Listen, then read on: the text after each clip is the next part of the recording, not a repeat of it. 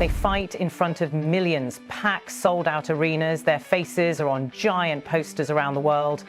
They're warriors, right? Superstars? But here's the ugly truth. Most UFC fighters make less money than your local delivery guy.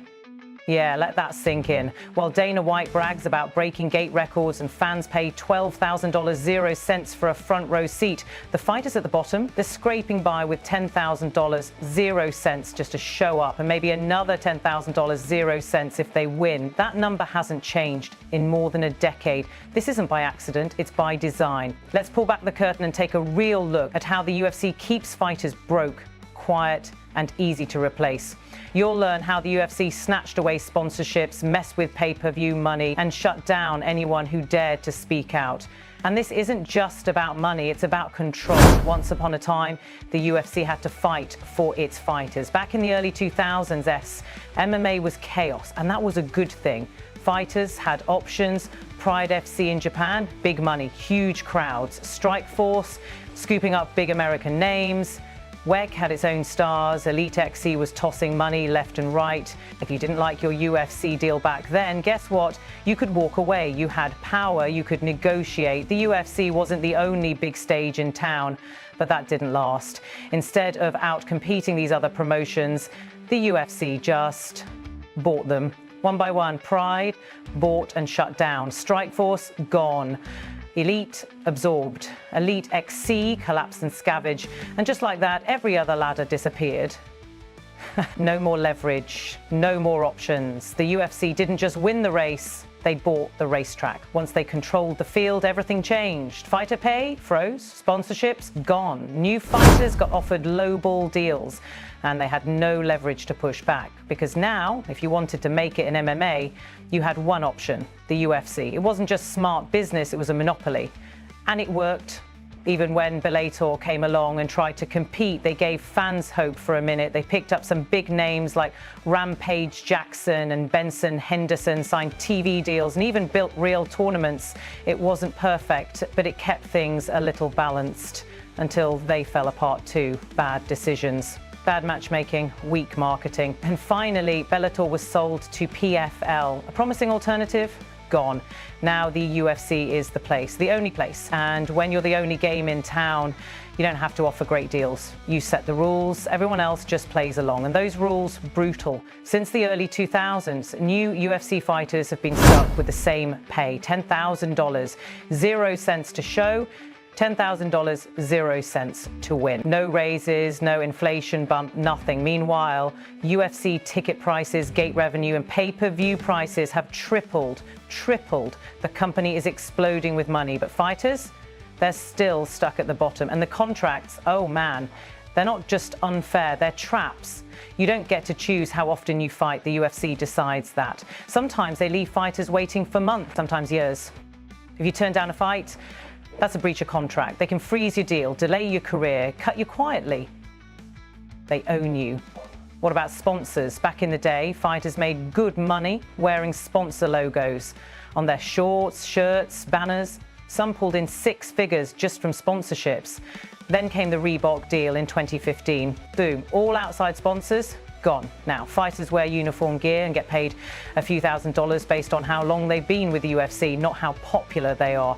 Later, Reebok was replaced by Venom. But the system, still the same. The control, still in place. No freedom, no personal brand, no say. And the cherry on top, pay-per-view points. You think headliners are getting rich? Think again. Only a handful of fighters get a slice of those massive pay-per-view buys. And even that slice is tiny, scaled, and wrapped in fine print. For the first 500,000 buys, they might get $1, 0 cents per buy. From 500,000 to 750,000, $1, 50 cents. Only after that, they might get $2, 0 cents per buy. You sell 1 million PPVs and you're thinking you'll make $2 million? Try again. You'll get around 1 million. $375,000, 0 cents before taxes, before team cuts, before expenses. And that's if you're lucky enough to be one of the few who get PPV points at all. If a fighter dares to speak out about this, they get benched, quietly cut, frozen out. You'll see less promo, less love from the UFC, less everything. And fans? They're mostly in the dark. All they see is the walkout, the lights, the knockout. They don't see what it took to get there or what fighters go home to afterward. Let's talk bonuses. Fight of the night, performance of the night. Dana White loves to hype them up, but those bonuses, they've been the same amount, $50,000, 0 cents. Since 2010, yep, not a dollar more in over 15 years. Meanwhile, the UFC is raking in record-breaking revenue. And at UFC 306, one single floor seat sold for $12,000, 0 cents. That's more than an entire fight purse for some fighters on the card. Let that hit you. A guy could get punched in the face, bleed all over the canvas, and take home less money than the guy sipping beer in row 2. And bonuses? You can't count on them. They're discretionary. Dana decides who gets one, not you, not your effort. You could fight your heart out, break your jaw, and still walk away with a measly $10, 0 cents K check. It's heartbreaking, and worse, it's dangerous. Fighters are pushed to risk everything just for the hope of a bonus that might never come. Let's get real for a second. On paper, a starting UFC contract, $10,000, 0 cents to show, $10,000, 0 cents to win. Doesn't sound terrible, but in the real world, it's a trap disguised as a dream. Let's say you're a new fighter. You train for 8 to 12 weeks before your debut. That's 3 months of blood, sweat, and sacrifice. 2-a-day training, 6 days a week. You hire a striking coach, a wrestling coach, a nutritionist. You buy gear, pay for medical tests, supplements, travel. Fight night comes, you lose. Now you only get your show money, $10,000, 0 cents. But that's not what you actually take home. 30% goes to taxes. Now you're down to $7,000, 0 cents. Then your manager takes his cut, maybe 15%. Coaches want their share too. In the end, you're left with $3,500, 0 cents, or $4,000, 0 cents. After 3 months of training and risking your life, win the fight. Sure, you get another $10,000, 0 cents. But even then, you're barely clearing $8,000. 0 cents, $9,000, 0 cents after expenses. You can't raise a family on that. You can't pay off a mortgage. You can't build a future. And worst of all, you can't afford to lose. So what do fighters do? They fight injured. They take short-noticed fights. They push their bodies beyond the breaking point just to keep the lights on. And the UFC knows this. That's why they don't raise the base pay. They don't have to. There's always another hungry fighter waiting to take your place. It's desperation, and desperation keeps people silent. Desperate fighters don't unionize. They don't ask for better. They don't speak out. They sign the contract and hope. And just when you think it can't get worse, it does. The UFC doesn't just control your money, it controls your image. Back in the day, fighters could express themselves. Custom shorts, sponsors, their own look, their own brand. Then came the Reebok deal in 2015. Everyone was forced into the same uniform. Every fighter looked like they were working retail at a sports store. Personal sponsors? Gone. Now you get a tiny fight week bonus based on seniority. New guys, maybe $2,500, 0 cents. That's it. Even stars were making less than they did with personal sponsors. When the Reebok deal ended, people hoped things would change, but nope, it was just swapped for another exclusive brand, Venom. The control stayed the same and the payout still a joke.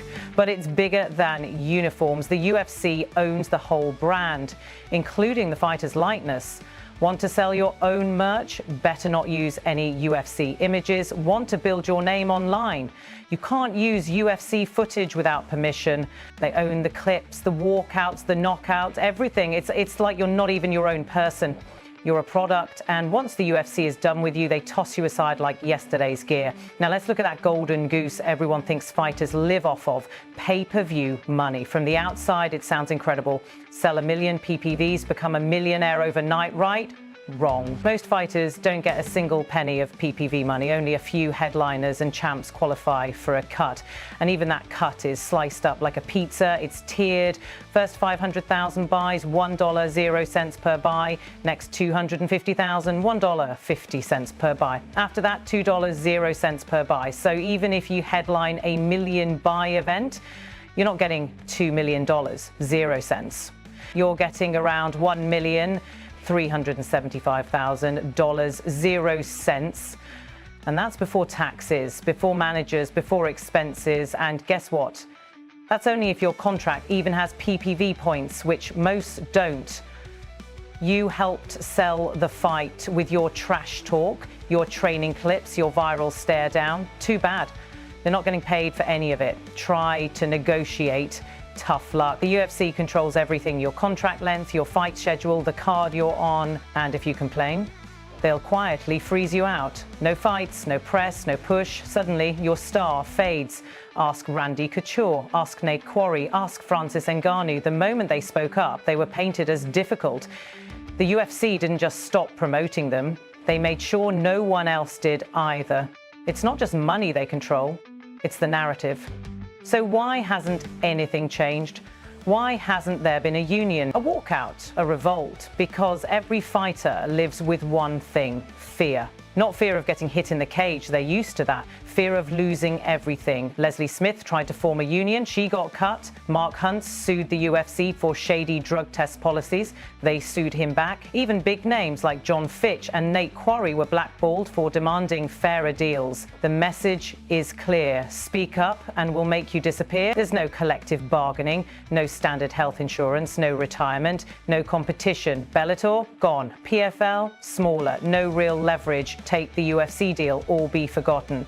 Even journalists aren't safe. Reporters who ask tough questions suddenly lose press access, get banned, shut out. The whole system is built to keep people quiet. And for the most part, it works.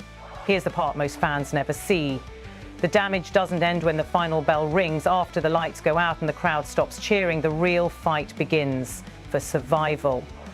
There's no pension, no medical insurance, no safety net. Fighters who once headlined pay-per-views now teach jiu-jitsu in strip malls, just trying to keep the lights on.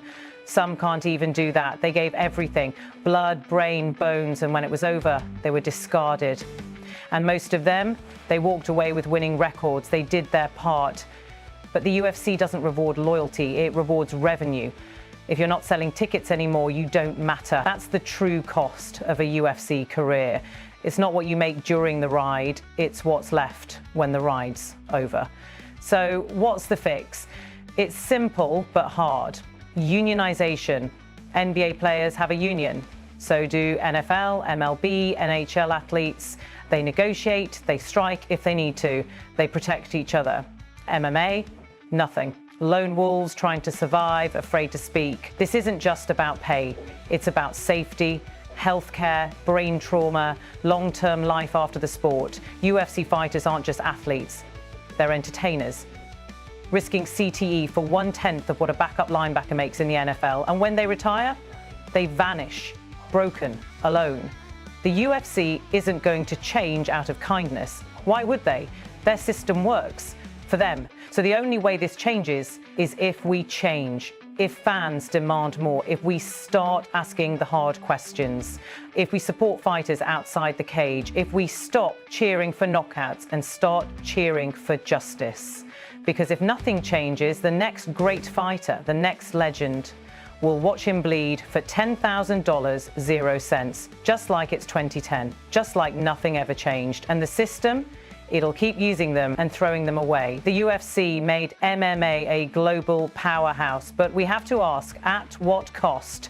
Before you cheer the next highlight reel KO, remember this: the scariest moment for a fighter doesn't happen in the cage, it happens after.